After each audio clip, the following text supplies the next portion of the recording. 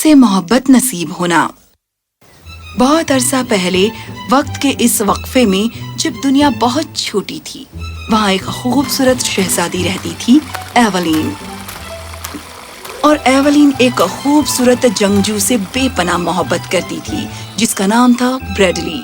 जब बादशाह को इसका इल्म हुआ, वो थोड़ा हैरतज़दा हुआ और खुश भी, क्योंकि वो ब्रैडली को बहुत पसंद करता था। पूरी सल्तनत को इत्तला कर दो कि अगली चांद रात को शहजादी एवलिन और जंगजू ब्रैडली का निकाह होगा।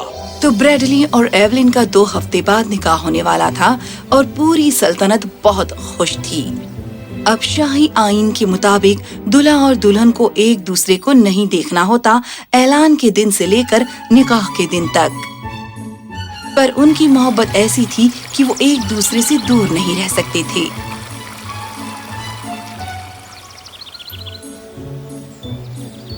ओह ब्रैडली, मेरे बहादुर सूरमा, हर गुजरता हुआ दिन जहाँ मैं तुम्हारा हाथ पकड़ नहीं सकती मेरे दिल को कमजोर बनाता है। ये 14 दिन ऐसा महसूस होता है जैसे ये तक़यामत है। एवलिन। हाँ ब्रैडली। दोनों मोहब्बत करने वालों ने एक दूसरे को आगोश में लिया।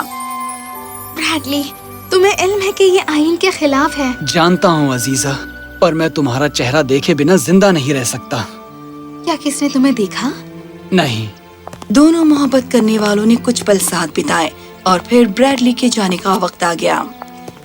पर बालकनी पर कैक्टस के बूटों का एक गमला था जिसे ब्रैडली ने नहीं देखा और उसके हाथ में चोट लग गई।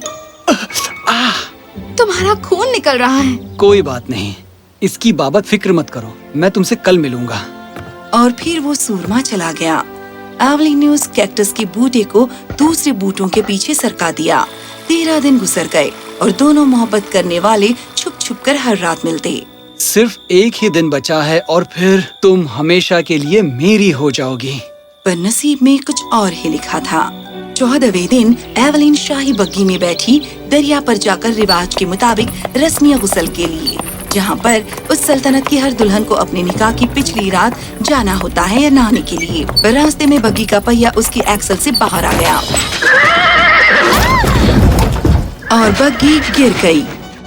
नहीं, मेरी बच्ची।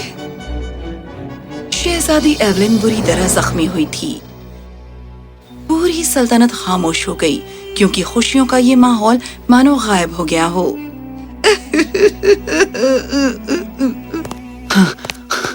वो कैसी है? डॉक्टर उसका इलाज कर रहे हैं, पर वो कहते हैं शायद अगला दिन देखना उसके नसीब में ना हो। मेरी एवलिन। नहीं, ऐसा नहीं हो सकता। मेरी एवलिन। डॉक्टर, अब वो कैसी है?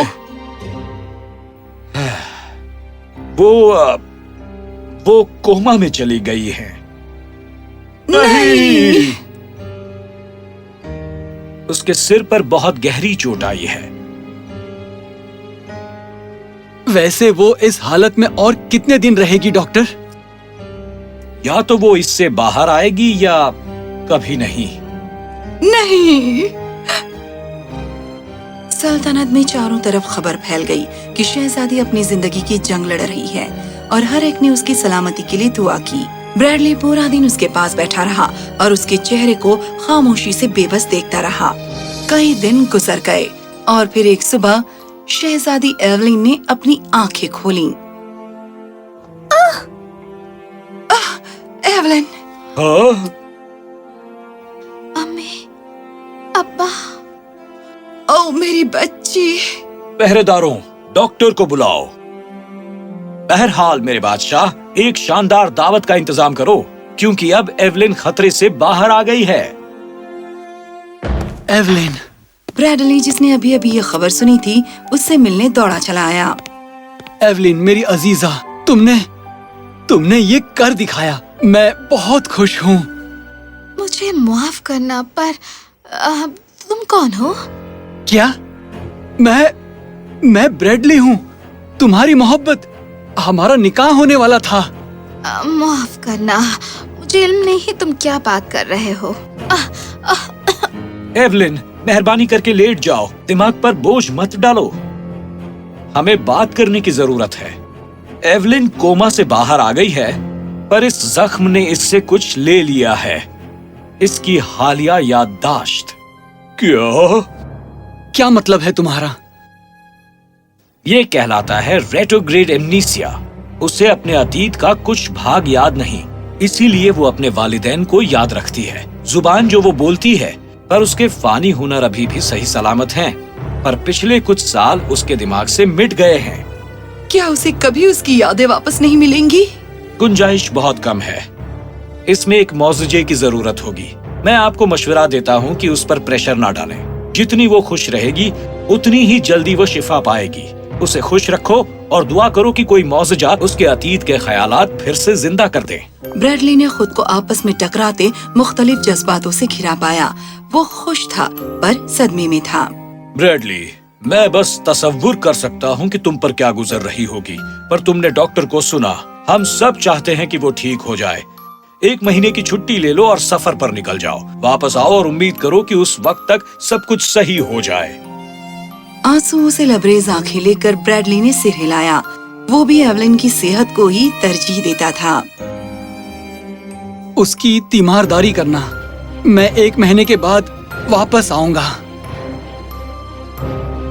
اس نوجوان جنگجو نے گہری سانس لی اور اپنے جذباتوں سے جوجھتے ہوئے محل سے چلا گیا۔ کئی دن بیت گئے اور شہزادی ایولن دوبارہ صحت یاب ہونے لگی۔ ایک دن پڑوس کی سلطنت کا شہزادہ لوئس اپنے والد کی ہدایت پر ان سے ملنے آیا۔ بادشاہ سلامت، ابا نے شہزادی ایولن کو خیر مقدم کہا ہے اور دعائیں بھیجی ہیں۔ میں بہت شکر گزار ہوں شہزادی لوئس۔ میری بیٹی آ گئی۔ ایولن، بولٹا سلطنت کے شہزادے لوئس سے ملو۔ آداب شہزادی، آپ کی خوبصورتی کی تعریف جتنی کرو اتنی کم ہے۔ شکریہ شہزادہ لوئس۔ بیٹی، کیا تم شہزادے لوئس کو ہمارا محل دکھاؤ گی؟ وہ پہلی مرتبہ ہماری سلطنت میں آئے ہیں۔ یقیناً ابا جان۔ آنے والے دنوں میں ایولن اور لوئس میں ایک لگاؤ سا ہو گیا۔ شہزادہ پوری طرح شہزادی کی محبت میں ڈوب گیا۔ ایولن کو بھی محسوس ہونے لگا کہ جب لوئس آس پاس ہوتا ہے تو اس کے دل کی دھڑکن بڑھ جاتی ہے۔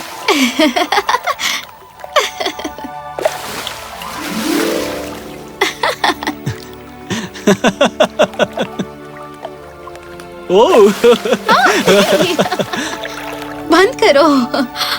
میں نے اس بدقسمت حادثے کے بعد اسے کبھی اتنا خوش نہیں دیکھا۔ بے شک ڈیئر، میں بس آشا کرتی ہوں کہ اس کا نصیب اس کے اوپر۔ میں ایسا نہیں ہونے دوں گا۔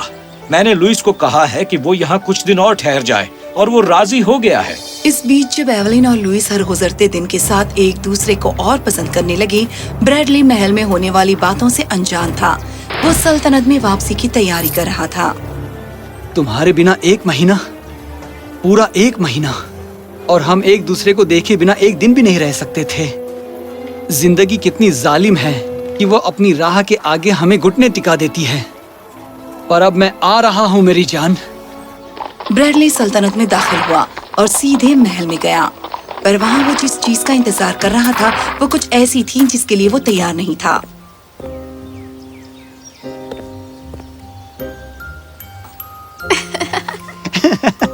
نہیں، سچ میں چاہتا ہوں کہ تم میرے والدین سے ملو۔ میرے خیال سے مجھے وہ پسند آئیں گے لوئس۔ او ایولن۔ ایک بہت ہی زبردست طوفان بریڈلی کے دل میں اٹھا اور اس کے پاؤں کمزور پڑ گئے۔ وہ کون ہے؟ آداب جناب۔ ایولین نے بریڈلی کی اور دیکھا اور فوراً پہچان لیا کہ یہی وہ شخص ہے جسے اس نے دیکھا تھا جب وہ کوما سے ٹھیک ہوئی تھی۔ اس کے دل کے اندر کچھ ہلچل ہوئی۔ سنیے جناب، میں آپ سے بات کر رہا ہوں۔ مجھ سے؟